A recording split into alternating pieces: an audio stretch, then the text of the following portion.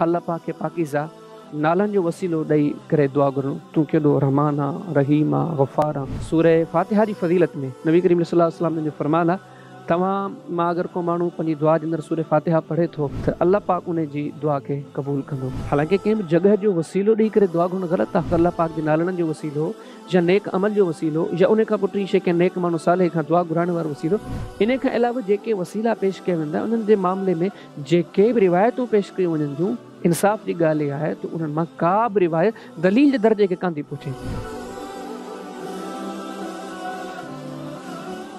हाणे अमीर हमज़ा कंडियारो खां सवाल कनि था, शेख हाफ़िज़ मोहम्मद शबीर साहब सवाल कनि था त इस्लाम में वसीले या वास्ते जी छा माना आहे?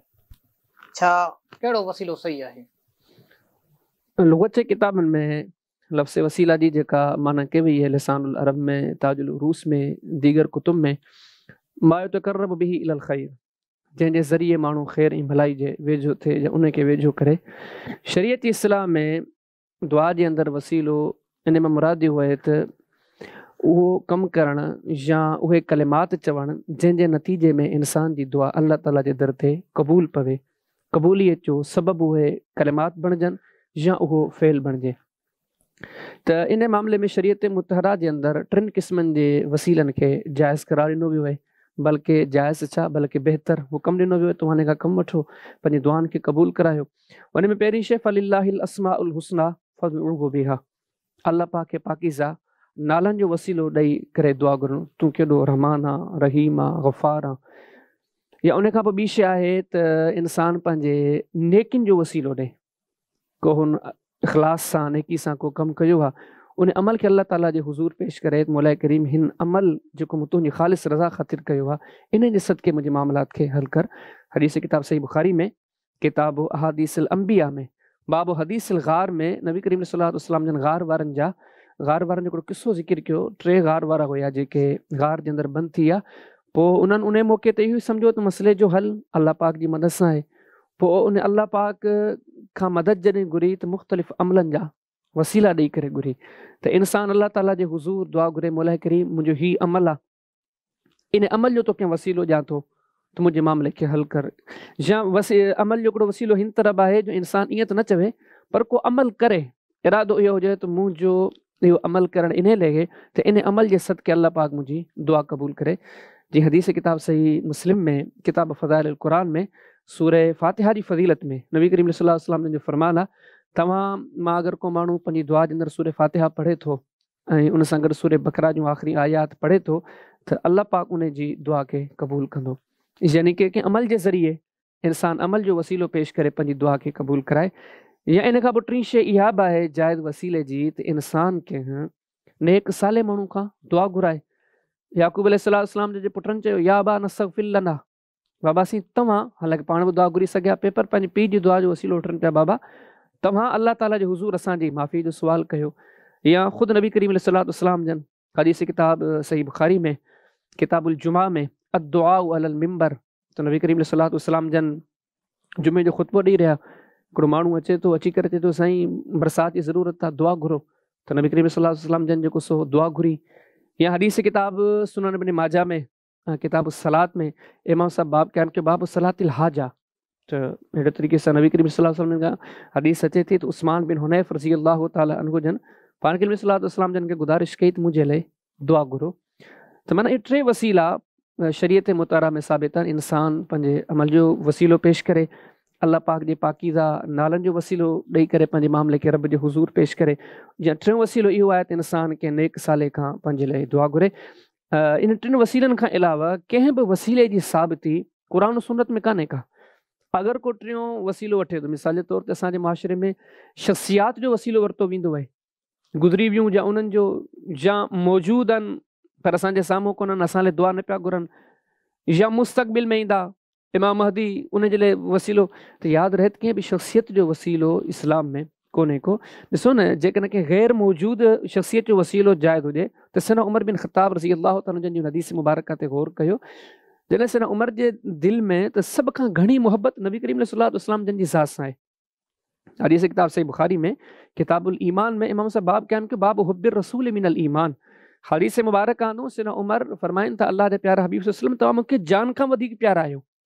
एॾा सच्चा मुहिबन, पर एॾी वॾी सच्ची मोहब्बत जे बावजूद तव्हां हदीस किताब सही बुखारी में किताबुल इस्तिस्का में तव्हां बाब खोलियो, बाब सुआल नास, तव्हांखे हदीस मिलंदी त जॾहिं मदीने में कहत पियो, बरसाति न पई पवे, त सैयदना उमर रज़ी अल्लाह ताला अन्हु जन सलात इस्तिस्का जे लाइ दुआ जो इरादो कयो, त नबी करीम सल्लल्लाहु अलैहि वसल्लम जन जे चाचे अब्बास खे अॻियां कयो ऐं दुआ में छा फरमायो, अल्लाहुम्मा इन्ना कुन्ना नतवस्सलु बिनबीका सल्लल्लाहु अलैहि वसल्लम, मौला करीम असां अॻु में जॾहिं वसीलो तलब कंदा हुआसीं त अॻियां नबी करीम सलाम जी ज़ात खे कंदा हुआसीं, पर हाणे उहा ज़ात मौजूदु कोन्हे। अॼु असां पान करीम सल्लल्लाहु अलैहि वसल्लम जन जे चाचे खे आंदो आहे।